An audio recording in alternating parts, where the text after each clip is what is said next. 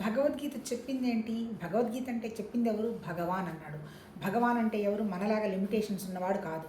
ఐశ్వర్యవంతుడు, బలవంతుడు, వీర్యవంతుడు, జ్ఞానం, తేజస్సు అన్ని లక్షణాలు ఉన్నటువంటి భగవాను నరుడి కంటే మనకి బోధించాడు. ఏమని బోధించాడు? నీ దగ్గర ఉన్నటువంటి మనసు మీద నువ్వు పనిచేసుకో, అంతే కదా. ఇప్పుడు మన 24 గంటలు ఒక మనిషి ఇబ్బంది పడేది ఎందుకు? కేవలం మనసుకు వస్తున్నటువంటి ఆలోచనలను చూసా కదా. 20-25 సంవత్సరాల నాడు జరిగిన సమస్య ప్రస్తుతం ఏమన్నా ఉందా? ఏమీ లేదు. కానీ అది గుర్తు చేసుకున్నాము అంటే చాలా బాధ ఉంటుంది. ఎందుకు నిన్నేదో చుండూరు ఇష్యూ గురించి ఏదో ఒక సినిమా వచ్చింది, మంచిగా తీశారు. అంటే నిజంగా ఇప్పుడు ఆ సమస్య ఇప్పుడు లేదు, కానీ సినిమా చూస్తేనే హృదయము కలచివేసినట్టు అయిపోయి మనసుకున్నటువంటి గట్టితనం తగ్గినట్టుగా అనిపించింది.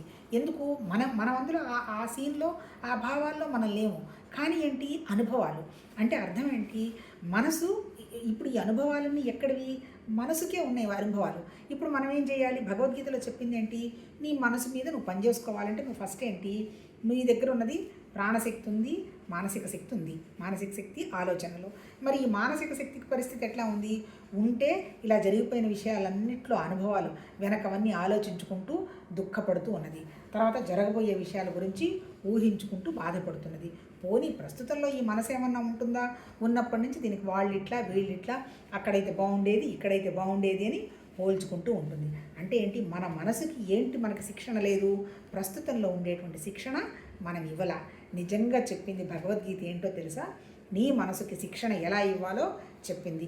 ఎట్లా ఇచ్చింది? ఎప్పుడైతే నువ్వు ఆ శిక్షణ ఇస్తావో నీ మనసు ఎట్లా ఉంటుంది? ప్రస్తుతంలో ఉంటుంది.